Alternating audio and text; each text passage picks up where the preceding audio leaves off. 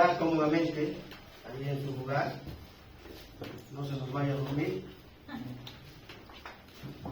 permanezca despierto, nada más vamos a estar unas 3 horas aquí.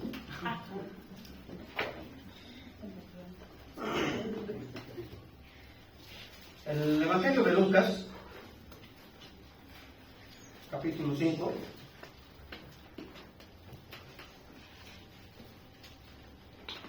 nos dice en el versículo 26, y todos sobrecogidos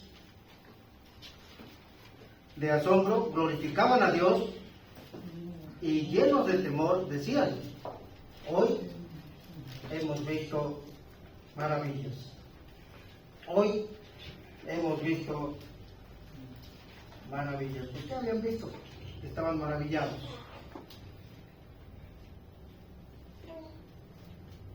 Sabemos que nuestro Señor Jesucristo tuvo un ministerio terrenal de alrededor de 3 años, en los cuales Él impartió muchas de sus enseñanzas que tenemos aquí, registradas en este maravilloso libro llamado Biblia, la cual es la palabra de Dios.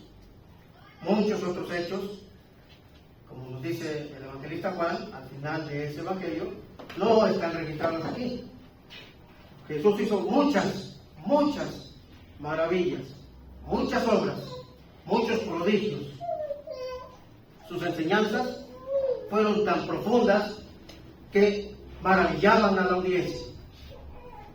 Como nos lo dice aquí este versículo 26 del Evangelio de Lucas, capítulo 5.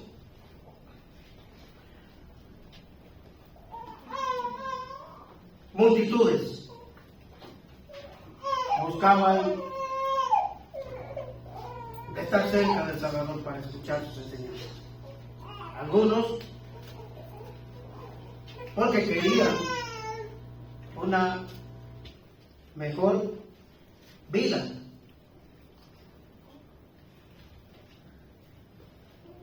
Estaban buscando una mejor oportunidad de vida.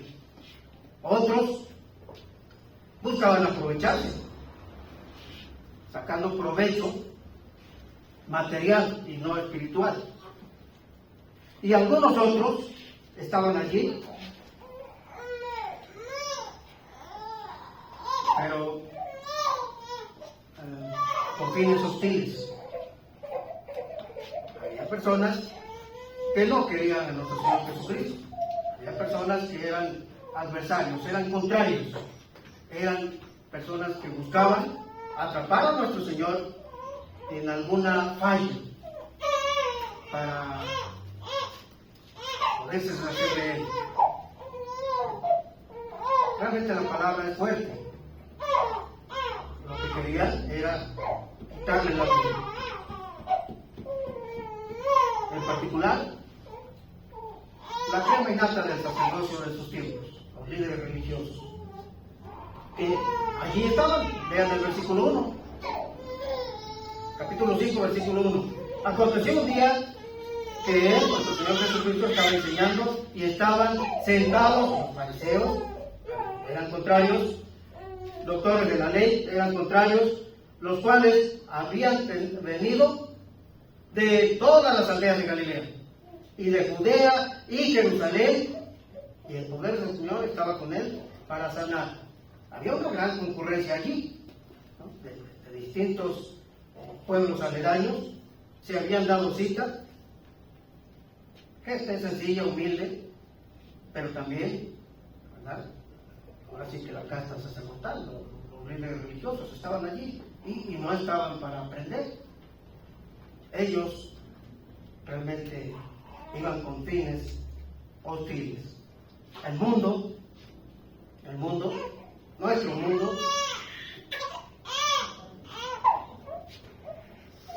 vive en un vértigo, en una corriente en la que se vive muy aprisa, en la que todo el mundo está buscando algo, todo el mundo está tratando de encontrar algo para sus vidas, viviendo, dándonos más o menos sobrellevándola, otros con un poco de más apuros, algunos más holgados, pero también muchos viviendo sus vidas perdidamente. Hay un vacío en sus corazones, hay un vacío que no han podido llenar con logros materiales, con posesiones materiales, muchos otros con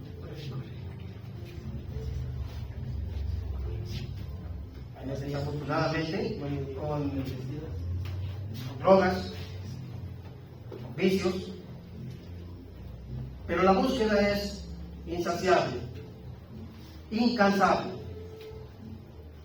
El sufrimiento y el dolor abundan y la gente sigue muriéndose como siempre. De muchas maneras la vida parece empeorar en vez de mejorar. No hay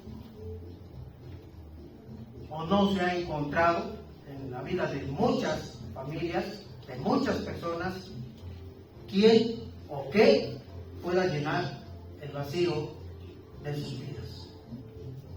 Y la búsqueda continúa. Y lo más maravilloso, lo más valioso y también lo más increíble es que está a nuestro alcance, al alcance de todos, lo que todo mundo necesita.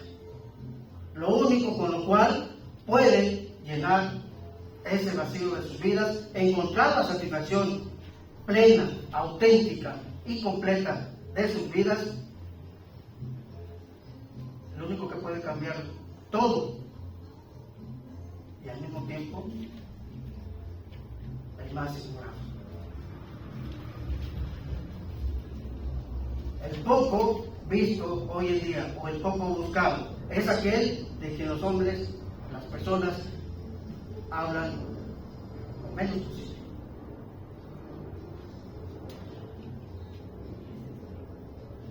Si quisieran, podrían estar grandemente bendecidos si pusieran los ojos y estuvieran atentos a él. Verían cosas maravillosas, como este tumulto de personas en este nuestro pasaje, que estaban impresionados porque habían visto cosas maravillosas, según el versículo 26. Todos sobrecogidos de asombro glorificaban a Dios, llenos de temor, diciendo: hoy hemos visto maravillas. La vibrante vida de nuestro Señor Jesucristo, su persona, su muerte, su resurrección, su enseñanza,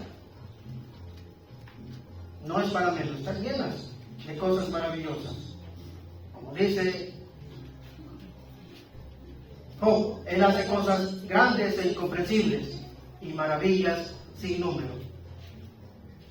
Jesús las hizo hace 2000 años. Hoy en día Jesús sigue haciendo maravillas y maravillas sin número. Cosas maravillosas que hizo en aquel día, las tenemos aquí registradas en nuestro pasaje en el cual estamos reflexionando en estos momentos. Pero no son las únicas cosas. Hoy nos centraremos aquí en ellas. Nuestro tema se titula Cosas maravillosas y nuestro punto primero que estamos tocando, cosas maravillosas que hizo Jesús en aquel día. Mostró a los doctores, según el versículo 1, su poder para curar. Ellos estaban allí para atrapar a Jesús en algo no correcto, en algo que ellos pudieran usar como una acusación formal para buscar deshacerse de él. Pero quedaron asombrados, porque Jesús allí mostró ampliamente su poder para curar, para sanar a los enfermos, como aquel paralítico. su poder para perdonar los pecados con una sola palabra. En el versículo 20. En mi comentario anterior fue el versículo 17, ahí con los doctores, ¿verdad?, de la ley, donde Jesús mostró su poder ampliamente. Ellos fueron de ese montón de personas que estaban asombrados por el poder sanador de nuestro Señor. Versículo 20, su poder para perdonar los pecados con una sola palabra también atrajo las críticas como el asombro de los presentes, en particular de los adversarios. Al ver la fe de ellos, le dijo al hombre, versículo 20, tus pecados te son perdonados. Jesús puede perdonar pecados. ¿Y quién puede perdonar pecados si no solo Dios? Entonces, Jesús es Dios. Jesús es Dios. Y Él puede ser, si no lo es todavía, hoy puede ser el Dios de su vida. Jesucristo. Su poder para leer el pensamiento de otras personas. Muchas personas piensan que porque han hecho cosas quizás no tan recomendables y las vuelven a repetir porque no hay nadie que les diga o nadie que los haya descubierto, piensan que nadie los ve y que nadie se entera. Pero Dios lo ve todo. En el versículo 22, Jesús entonces, conociendo los pensamientos de ellos, respondiendo les dijo, ¿qué caviláis en vuestros corazones? Jesús inmediatamente sabe lo que las personas allí estaban pensando, en particular aquellos que lo estaban criticando. Lo conoce todo, ¿verdad? Quienes le critican y quienes no. Y ahí le responde a aquellos que estaban pensando, no lo estaban expresando con palabras, lo estaban pensando, diciendo su pensamiento. ¿Quién es este hombre que perdona pecados?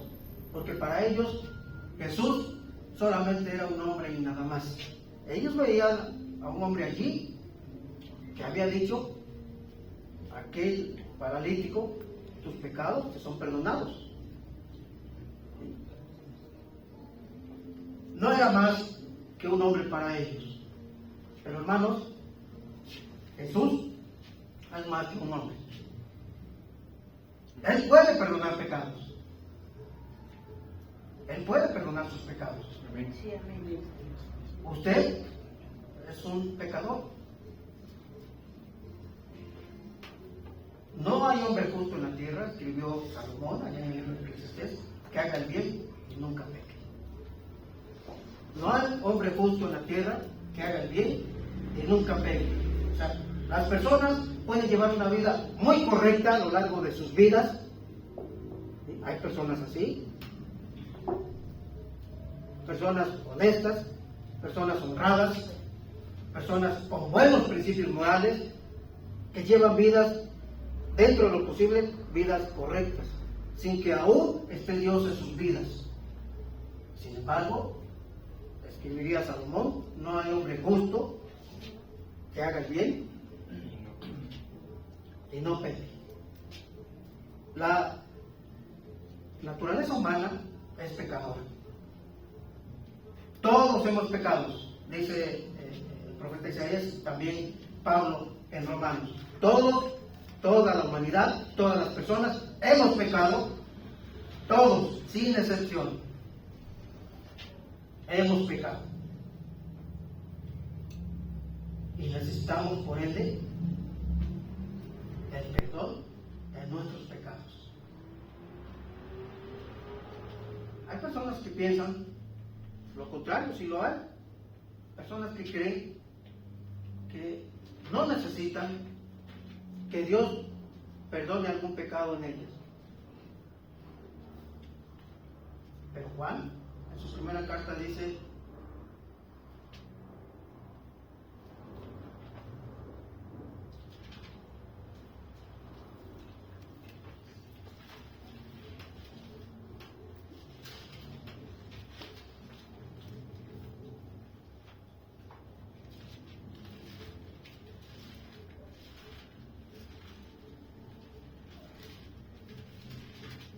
los ojos son muy delgaditos y se pegan.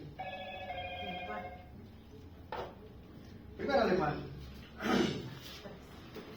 capítulo 1, versículo 8. Si decimos que no tenemos pecado, nos engañamos a nosotros mismos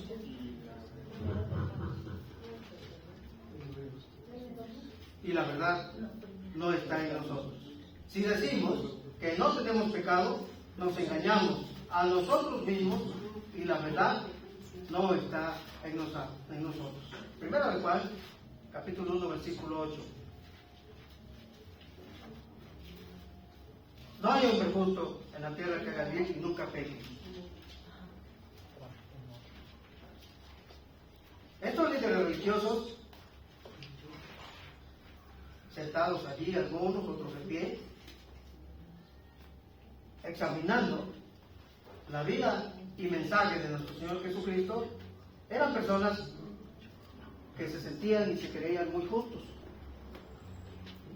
Personas precisamente que se sentían que no tenían pecado, no había pecado en sus vidas. Sí. Ellos tuvieron que reconocer a Jesús como el único ahí que tenía la razón.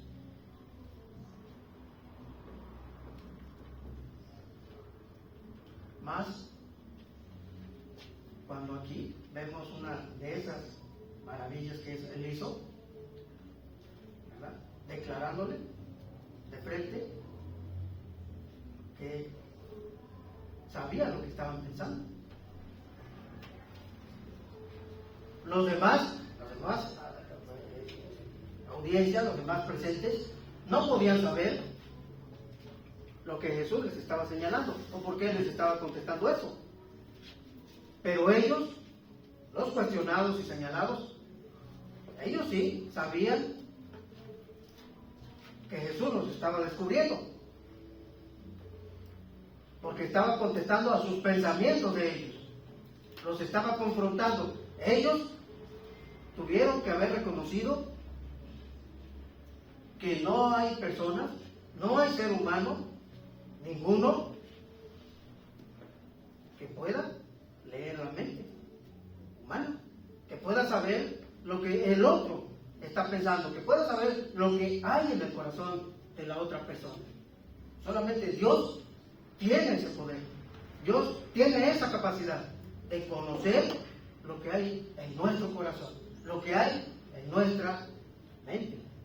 Dios lo puede hacer. Ellos debieron haber reconocido con esa maravilla y con muchas otras, por ejemplo, los milagros obrados allí. Debieron haber reconocido que Jesús era más que un simple ser humano. Había Jesús tomado nuestra naturaleza humana, ¿sí? Pero él había llegado del cielo. En muchas ocasiones él dijo a la audiencia: ustedes son de la tierra, ustedes son de aquí, yo no soy de aquí, yo vengo de arriba. Lo dijo en muchas ocasiones. Sobre todo, luego estudien el Evangelio de Juan y van a encontrar mucho de esto. Jesús hizo que el paralítico, al cual sanó, luego de perdonar los pecados, porque lo sanó, primero perdonó sus pecados. Esto es importante que lo notemos. Muchas personas esperan que Dios conteste a sus necesidades materiales. Y no es que esté mal. Y Dios en su bondad y misericordia muchas veces lo hace, porque tiene misericordia. Pero lo que preocupa a Dios, y es en lo que primero trata en nuestras vidas, o lo primero que trata en nuestras vidas, es nuestros pecados. Aquel paralítico llevaba quizás toda su vida en parálisis física, pero también había parálisis espiritual en él. Tenía una enorme necesidad física. No se podía valer por sí mismo. Fue llevado en una camilla por amigos que él tenía, porque él no podía llegar por su propio pie, no caminaba. La necesidad más apremiante para todo el mundo ahí, sus amigos y el mismo paralítico, era volver a caminar. Sus amigos lo llevaron allí para que Jesús lo sanara de su cuerpo. El mismo paralítico quizás fue el que pidió a sus amigos: pues llévenme, yo quiero ver, quiero acudir con ese hombre que hace sanidades. No iban buscando la sanidad espiritual, no iban buscando el perdón de sus pecados, iban buscando ayuda en una enfermedad del cuerpo, una ayuda física y material. Y Jesús trató primero, ignorando lo otro, con su necesidad espiritual. La necesidad apremiante de todos, usted, mía y de la humanidad, es el perdón de nuestros pecados. Porque el pecado nos separa de Dios, nos mantiene lejos de Dios. Dios no tiene relación con el pecado. Dios ama al pecador que está dispuesto a abandonar sus pecados. El pecador que persiste en apapachar sus pecados y llevar su vida de pecado y continuar viviendo en pecado, vive alejado y separado de Dios. Dios no tiene relación ninguna con el pecado. De hecho, Dios aborrece el pecado, total y absolutamente. Es aborrecible delante de Dios. Nos ama, porque somos su creación, parte de su creación. Pero debemos volvernos a Él dispuestos a abandonar la vida de pecado que estemos llevando. No podemos estar delante de Dios en una vida de pecado. Eso no es posible. Por eso, lo primero que trató Jesús con ese paralítico fue: tus pecados te son perdonados. Fue lo primero que Jesús trató. La mira de Jesús estaba en la necesidad espiritual de aquel hombre. Y es donde Jesús fija la mirada en cada uno de nosotros. Nuestra necesidad espiritual, nuestra necesidad material o física viene después. Hizo que el paralítico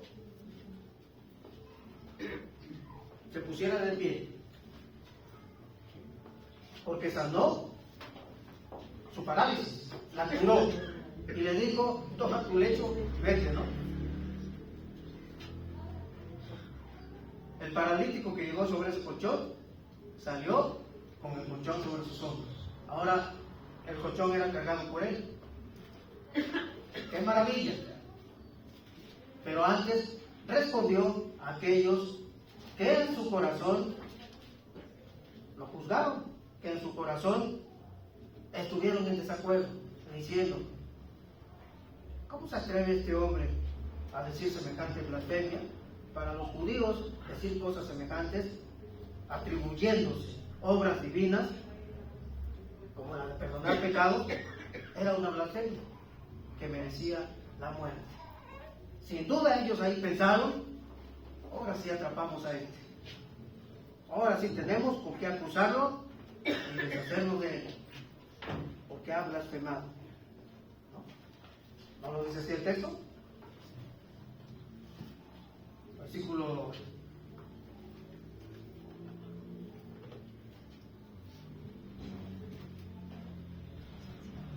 21.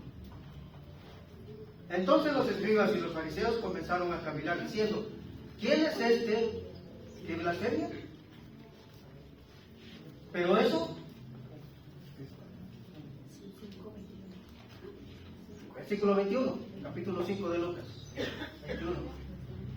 Eso lo están diciendo en su pensamiento, no lo están expresando verbalmente, es en su pensamiento. Ellos lo están pensando. Versículo 21. Entonces los escribas y los fariseos, aquellos que están en el versículo 17, también comenzaron a cavilar, diciendo: ¿quién es este que habla blasfemias? ¿Quién puede perdonar pecados si no solo Dios? Ellos habían encontrado, según ellos, una oportunidad para acusar a nuestro Señor Jesucristo. En su pensamiento, ellos estaban convencidos que Jesús había blasfemado. Por lo tanto,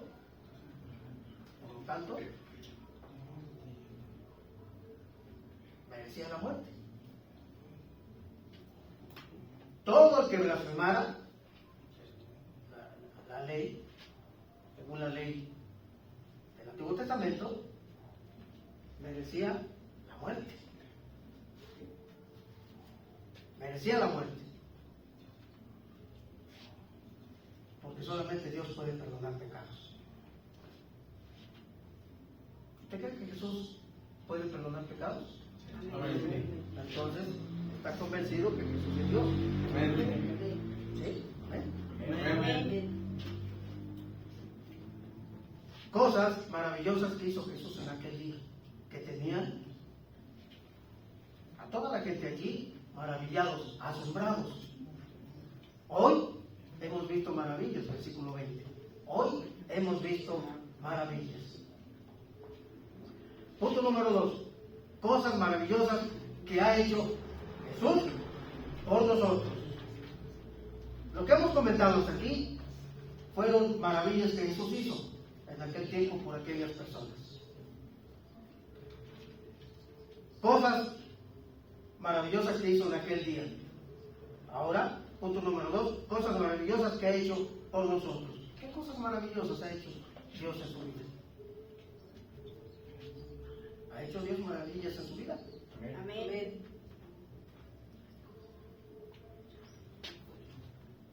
Como que no están muy convencidos, ¿verdad? El hacedor de los hombres, nacido entre los hombres. Dios con nosotros, dijo el profeta Isaías. Dios con nosotros. Allá en el libro de Isaías, capítulo 9, me parece. Hablando proféticamente del nacimiento de Cristo muchos siglos antes de que sucediera. Déjame ver si es ahí.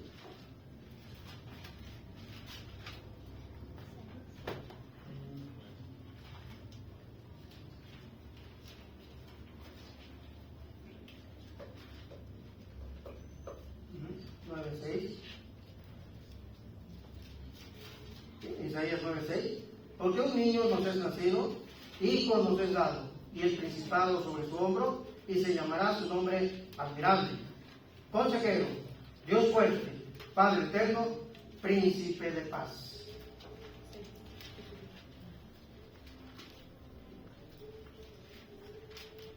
Aquí está hablando de Jesús. Y vean los títulos que se le dan a Jesús, para quienes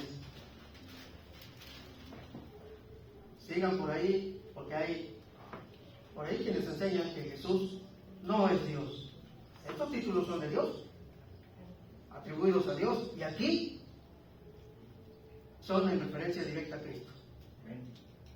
Porque un niño nos es nacido, hijo nos es dado, y el principado sobre su hombro, y se llamará su nombre admirable, consejero, Dios fuerte, Padre eterno, príncipe de paz.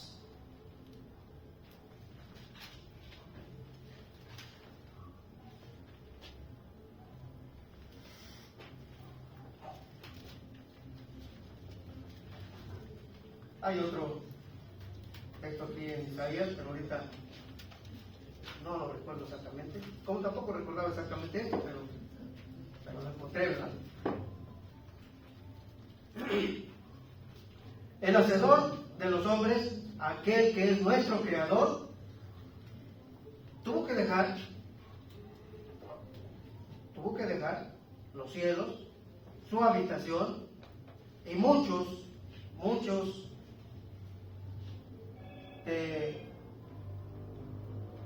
digamos que de sus atributos divinos, ¿verdad? Vino a este mundo, como dice la carta a los Gálatas 4:4, capítulo 4, versículo 4, cuando vino el cumplimiento del tiempo, Dios envió a su Hijo, nacido de mujer y nacido bajo la ley. Cuando llegó el tiempo de Dios, Dios envió a su Hijo a este mundo, llegando de la forma más sencilla y más humilde que uno pueda esperar. ¿Quién podría imaginarse que Dios mismo, ¿verdad?, llegara a este mundo y su nacimiento fuera en un pesebre?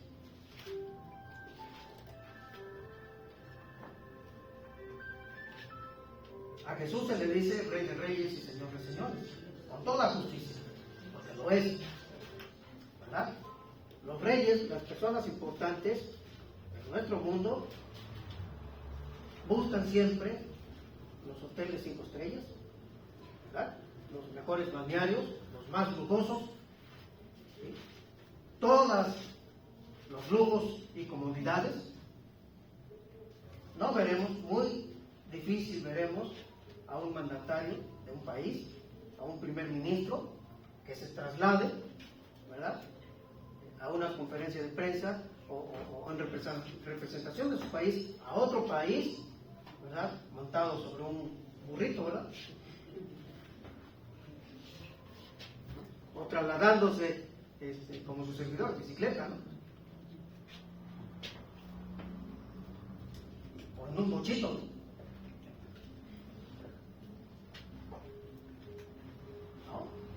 Son gentes que muy importantes. Bueno, lo son en cuanto a la función que desempeñan en los países, ¿sí? Pero además, también así se sienten, demasiado importantes. Tan importantes que muchos de ellos nunca vienen a los pies de Cristo porque consideran que son superiores y que no hay mayor que ellos en este planeta. No hay nadie por encima. Jesús dejó los cielos, su habitación celestial, sus comodidades celestiales, y como dice Pablo en Filipenses, tomando forma de siervo. Vamos a ver cómo nos dice Filipenses, capítulo 2.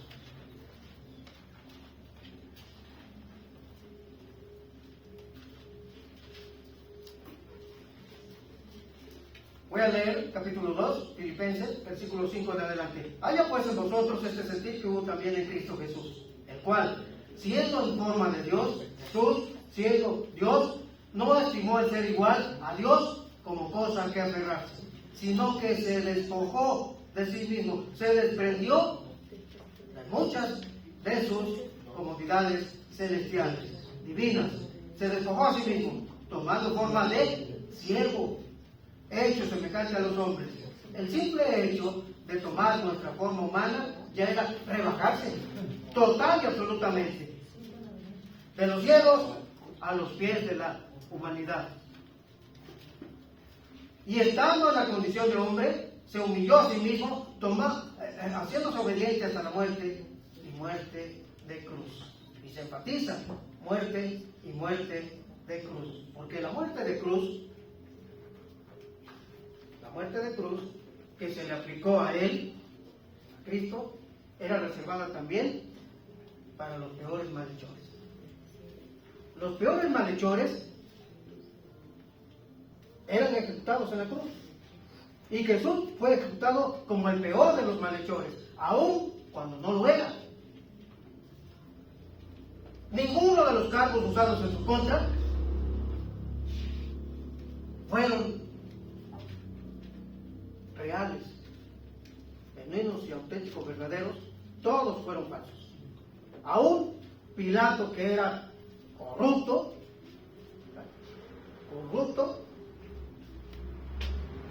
tuvo que reconocer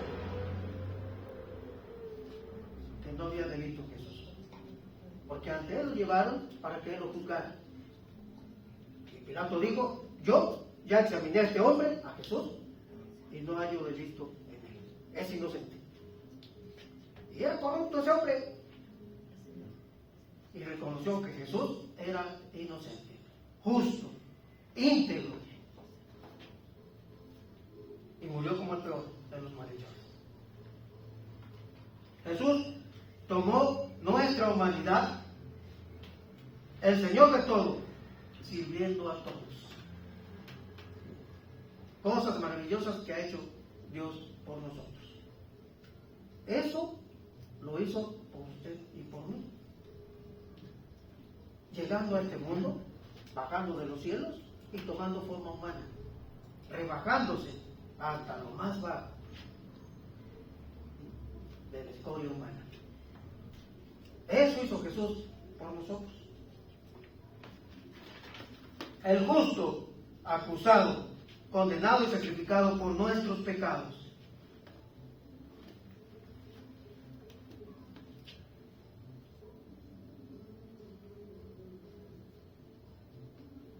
Para los que están anotando,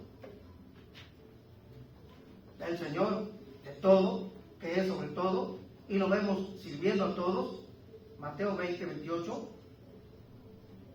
y Juan 13, 4 al 5. Mateo 20, 28 y Juan 13, 4 al 5. El justo, acusado, condenado y sacrificado por nuestros pecados. Isaías 53, versículos 5 al 6. Isaías 53, versículos 5 al 6. En quien tenemos redención por su sangre, el perdón de nuestros pecados. Colosenses 1, 14.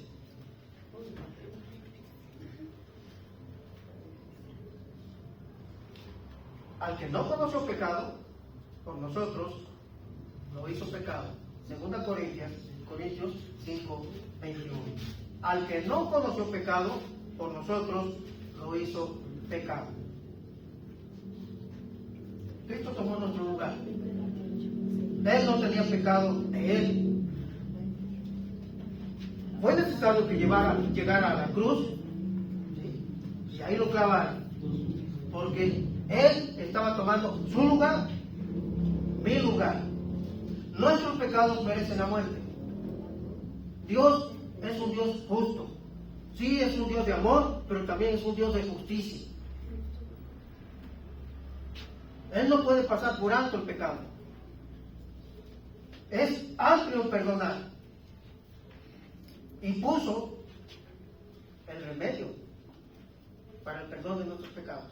No podemos nosotros llegar por nuestras obras, basados en nuestros méritos, porque nuestras mejores obras son como trapos de inmundicia delante de Él, según lo expresa Isaías, el profeta. Ustedes pueden ser la mejor persona del mundo, pero sigue siendo un pecador, necesitado de la gracia y del perdón de Dios, necesitado de su amor incondicional, maravilloso, y también del perdón de sus pecados. No hay otro camino para presentarnos delante de Dios, si no es a través del perdón de nuestros pecados, porque nuestros pecados no podemos acercarnos a Dios. Cosas maravillosas que ha hecho Dios por nosotros, dando su vida, sacrificando la del Hijo amado para darnos vida y vida en abundancia, a usted y a mí. Y por todos murió, para que los que viven ya no vivan para sí, sino para aquel que murió y resucitó por ellos. 2 Corintios 5:15. Cristo murió por todos, para que los que viven, usted y yo, que estamos todavía con vida, hasta que Dios nos ponga el alto. Él es el que tiene el control sobre la vida y la muerte. Ningún ser humano, solo Dios gobierna sobre la vida y sobre la muerte. Él decide cuándo cada uno de nosotros hemos de pasar de esta vida para rendir cuentas ante Él. Solamente Él hace eso, nosotros no.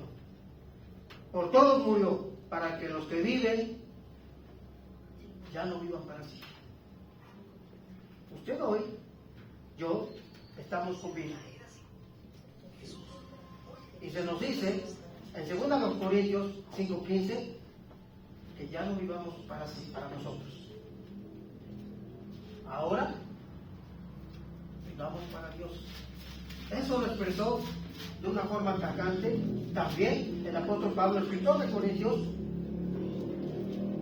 y también de Gálatas. El texto que voy a citar es Gálatas 2:20. Con Cristo estoy juntamente crucificado y ya no vivo yo, mas vive Cristo en mí. Los que viven, dicen, ya no vivan para sí. Ya no vivo yo, o sea, ya no vivo para hacer lo que me dé la real gana.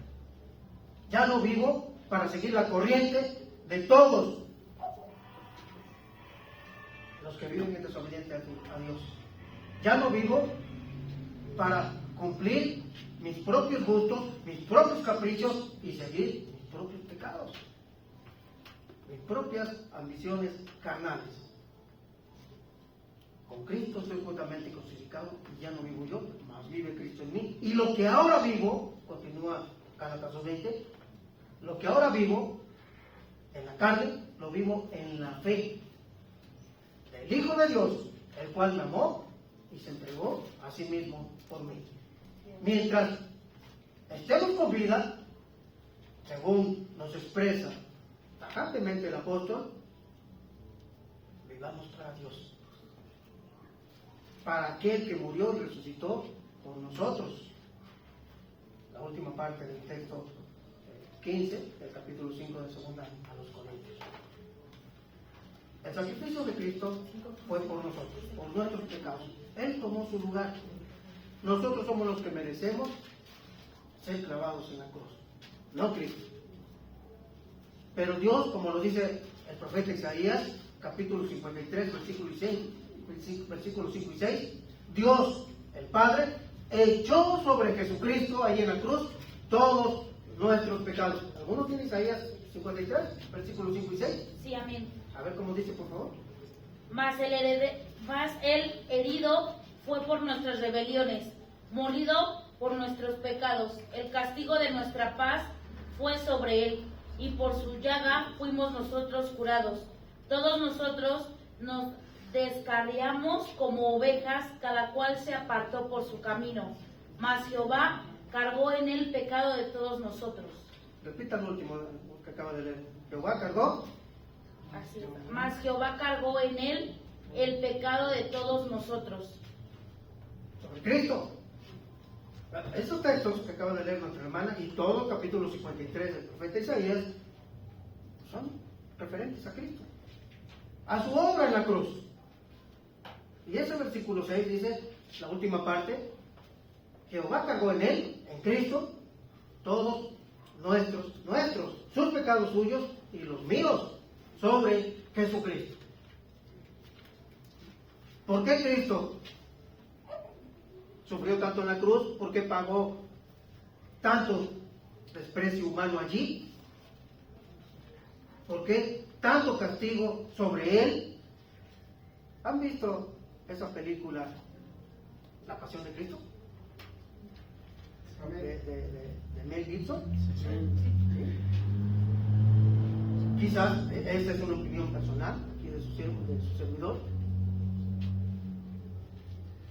Yo así lo vislumbro. Puedo estar equivocado, pero pienso con los hechos narrados y protagonizados allí en esa película, que la manera en que abusaron del castigo que se le infligió a Cristo azotándolo, que lo desfiguraron totalmente ahí en la película, pienso que eso es lo que se apega más a la realidad de lo que padeció Cristo hace poco más de 2000 años. Así se maltrató al Salvador del mundo. Más o menos. Pienso que así. Esa película se acerca bastante en la crueldad con la que fue tratado nuestro Señor. Tremendo. La forma en que impartían esos latigazos y cómo estaba, cómo era el látigo en cuestión, con puntas metálicas, de modo que al azote esas puntas se clavaban en la carne y al jalarlo desgarraban. Es real, así eran. El Imperio Romano, los soldados romanos eran muy crueles. Trataban a sus prisioneros de la forma más cruel que usted puede imaginar. Y así trataron a Jesús. A una persona que cayó en sus manos, que era inocente, justo lo llama la Biblia, un hombre justo, y fue tratado como el peor de los criminales. Eso es lo que merecemos, usted y yo, no Cristo. Porque Él pagó por nuestros pecados, es el castigo por el pecado. Y finalmente la muerte. ¿Cómo dice Romanos 3:23? ¿Lo recuerda, hermano?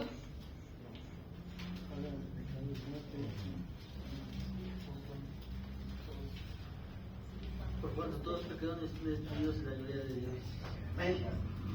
Todos pecamos, estamos lejos de Dios. ¿Sí? Ahora, 6:23. Porque la paga del pecado es muerte, mas la dádiva de Dios es vida eterna en Cristo. La paga del pecado es muerte. Usted y yo somos pecadores y merecemos la muerte. Pero Cristo murió en nuestro lugar. Él tuvo que morir, sufrir todo ese castigo del pecado nuestro sobre su humanidad, y acto seguido murió pagando por nuestros pecados, porque la paga del pecado, la sentencia que dicta el juez ahí en el tribunal, culpable, es la muerte. Y Cristo pagó por usted y por mí. Por eso Pablo, ahí en Gálatas 2:20 dice, con Cristo estoy juntamente crucificado. Porque cuando nosotros entendemos la labor, el trabajo redentora de Cristo en la cruz, por usted y por mí, ya que Él asumió nuestra culpabilidad, tomó nuestro lugar allí, y hacemos la oración de fe diciendo, yo te recibo, Señor, como mi Señor y mi Salvador, estamos aceptando el sacrificio de Cristo como mi sacrificio. Y ahora me ofrezco en un sacrificio vivo, santo, agradable, delante de Dios. Según nos dice también Romanos, capítulo, me parece que 12. 1. ¿Parece? 2.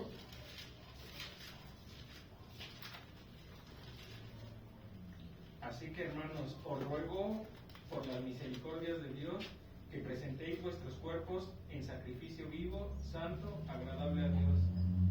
Estoy diciendo desde aquí algo que no es cierto.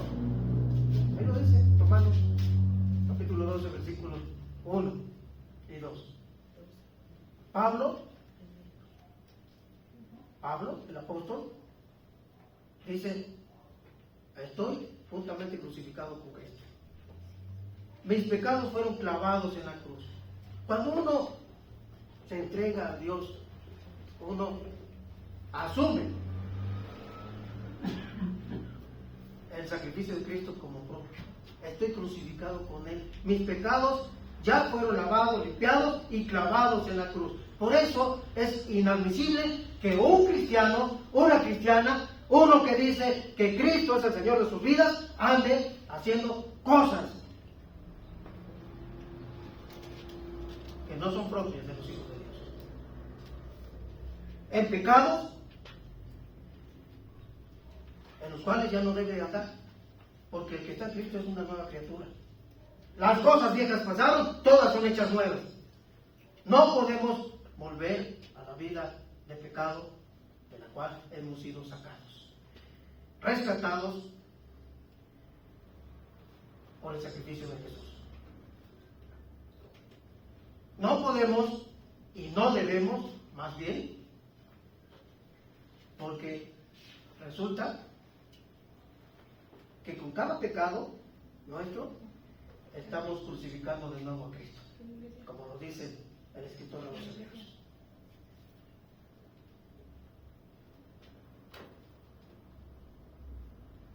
No podemos estar pisoteando la sangre del nuevo pacto que Cristo derramó en la cruz.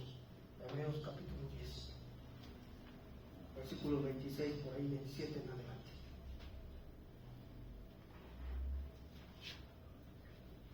No voy a leer para concluir.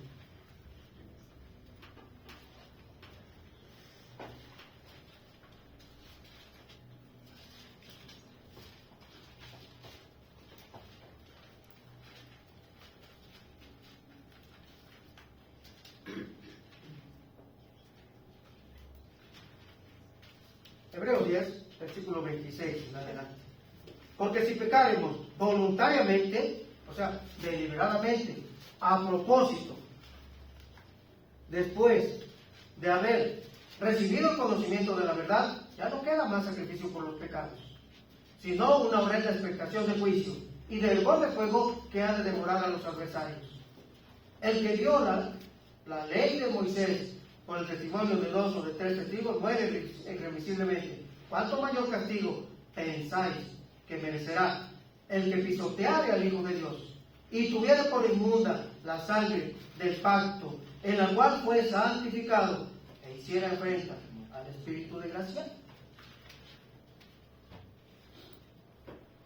Versículo 29, Hebreos 10.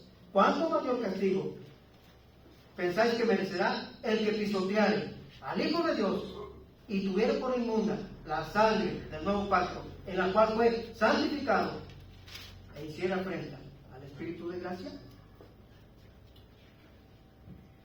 Cristo nos ha limpiado, hermanos, y nos ha puesto vestiduras blancas, resplandecientes, limpias, puras, santas. Y Dios quiere que permanezcamos así, en esa pureza, en esa limpieza, que a través del sacrificio de Cristo, Él nos ha proporcionado. Por eso, Dios exige: sed santos, porque yo soy santo. Si usted ha depositado su fe en Jesucristo, camina con Cristo, pues camine literalmente con Cristo y espiritualmente. No se ensucie, no vuelva al pecado del cual Cristo ya lo ha limpiado. No vuelva atrás.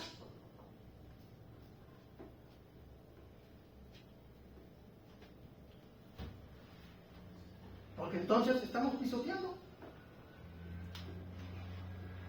a Cristo. Es como cuando pisoteamos el trapeador, ¿verdad? Es como si fuera el trapeador, para quien así se conduce en la vida, haciendo obras dignas de muerte.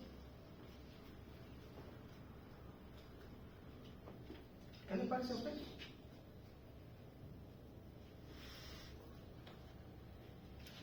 La sangre del nuevo pacto que Cristo derramó allí, clavado en la cruz, en la cual, dice, fue santificado. Ya, si usted ha depositado su fe en Jesucristo, usted ha sido santificado, usted ha sido santificado. Esto quiere decir que Dios ya lo ha separado de sus pecados, lo ha apartado de la vida de pecado anterior, en la que Dios no estaba presente en su vida, y lo ha trasladado de las tinieblas a su luz admirable. ¿Sí? Ahora, lo ha apartado para sí mismo, para Él, ya no para usted. Y por eso Pablo tiene una profundidad tremenda ese texto. Y por eso me lo sé de memoria. Fueron de los primeros textos que yo memoricé en mi vida espiritual, en mi caminar con Cristo. Con Cristo estoy juntamente crucificado. ¡Vívalo! ¿Está usted crucificado ya con Cristo?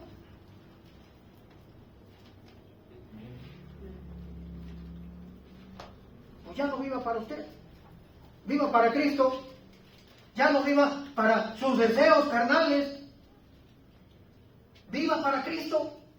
Para los deseos de Cristo. Ya no viva haciendo su voluntad, lo que se le antoje. Viva bajo la voluntad todopoderoso del Rey de Reyes y Señor de Señores. Viva haciendo su voluntad de Él, no la de usted. Cosas maravillosas que pudieron esa multitud de personas allí ver a Jesucristo. Vieron cómo perdonó los pecados de aquel paralítico. Y enseguida, proseguido, Cristo se vio obligado a sanarlo, debido a que en sus corazones lo estaban señalando como una persona falsa, como un blasfemo, como uno de los grandes pecadores que merecía la muerte. ¿Quién es este? Dice el versículo 21 de Lucas 5. ¿Quién es este que perdona pecados? Solo Dios puede hacer eso. Pues Cristo es Dios y perdona los pecados y quiere perdonar los suyos. Y si ya los perdonó, viva en santidad.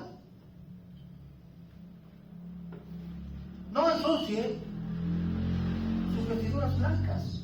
No las manche con ningún pecado. Viva en la santidad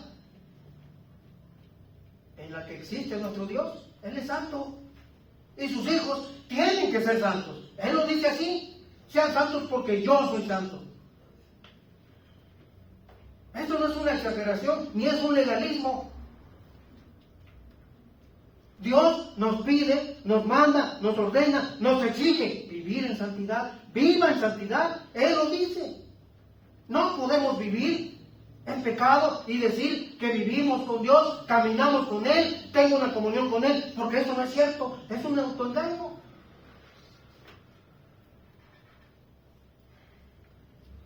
Estoy juntamente crucificado con Cristo, ya no vivo yo. O sea, ya no vivo para hacer mi voluntad, ya mi voluntad no existe.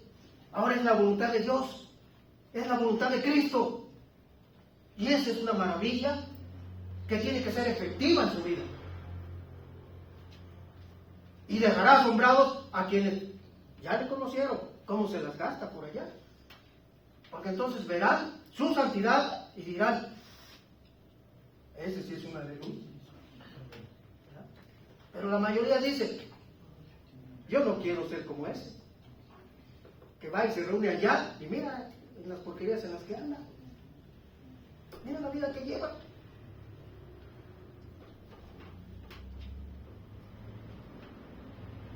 Porque este Dios es Dios nuestro, eternamente y para siempre. Él nos guiará aún más allá de la muerte. Salmo 48, 14.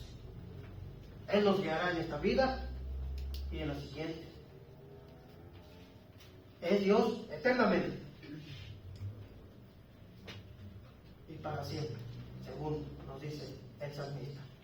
Por todos murió, para que los que viven ya no vivan para sí, sino para aquel que murió y resucitó por ellos. 2 Corintios 5:15.